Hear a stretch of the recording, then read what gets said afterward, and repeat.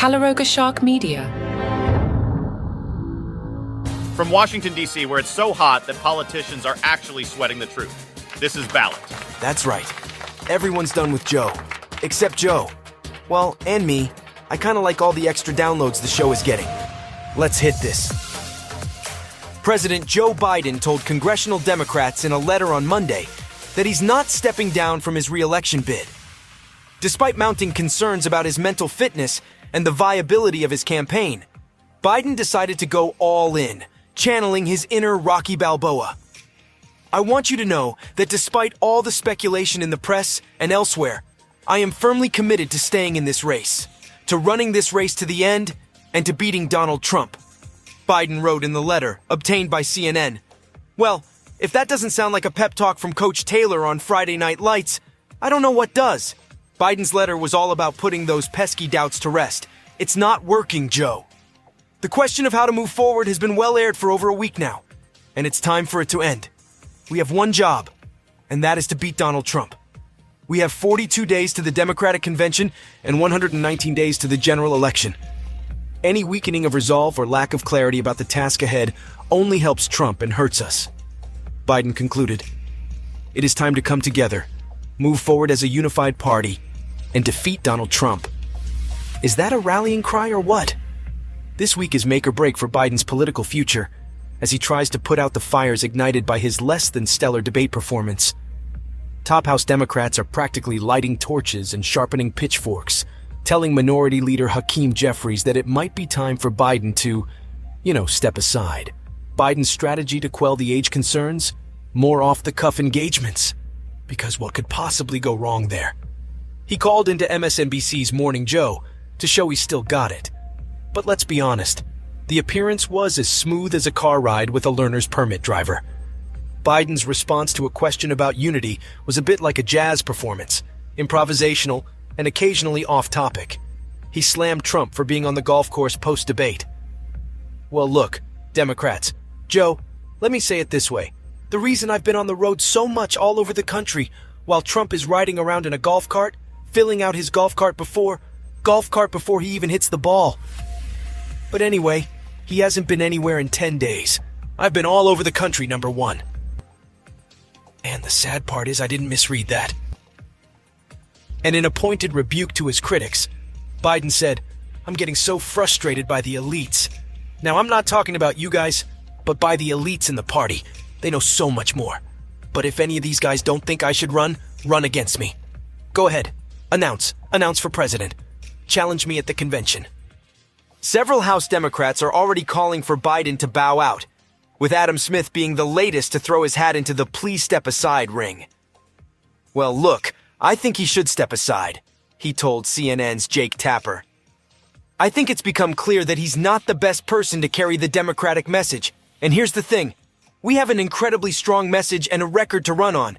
And all respect to the president, he's done a great job.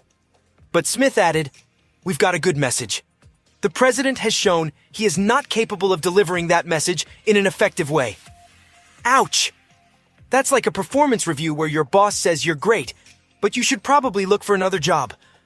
On a call with senior House Democrats, Smith and others voiced their concerns in what one aide described as a pretty brutal conversation. Meanwhile, Biden's campaign official declined to say whether the president had spoken directly with Senator Mark Warner, who's spearheading the effort to, let's say, nudge Biden towards the exit. Biden's campaign highlighted supportive statements from Hill Democrats and hosted a donor call to reassure the money men. Biden said he's not quitting and believes he's still the best candidate to beat Trump, with one participant quoting him as saying, "He ain't budging an inch." Campaign Chair Jen O'Malley Dillon led the call, and Maryland Governor Wes Moore offered a spirited defense of the president. Biden even fielded a question about his strategy for the second debate. Attack, attack, attack. Yeah, because that worked so well the first time. In short, Biden's channeling his inner underdog, determined to stay in the ring despite the odds. Will his fighting spirit rally the party, or is it just a case of stubbornness?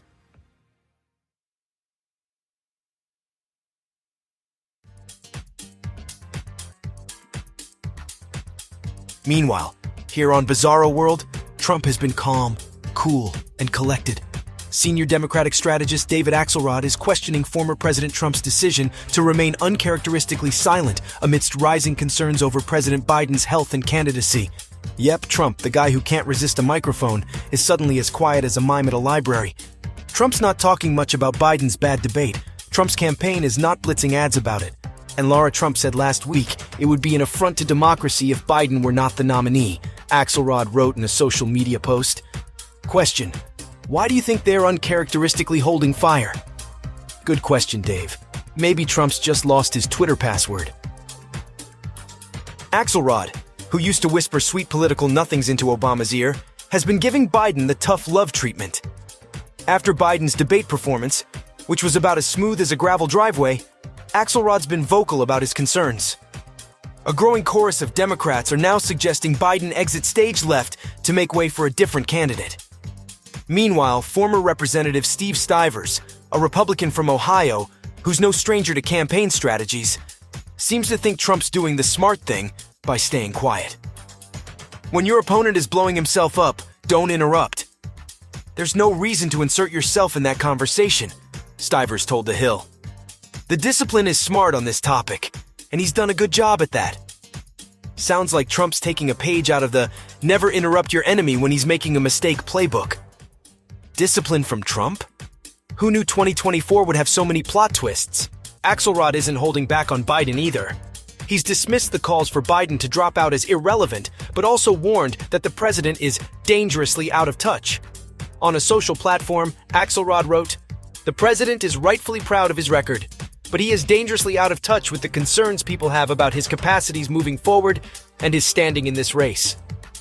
Rob Reiner, Meathead from the Archie Bunker Show, tweeted, "It's time to stop messing around."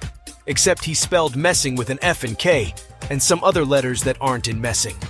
If the convicted felon wins, we lose our democracy. Joe Biden has effectively served US with honor, decency, and dignity.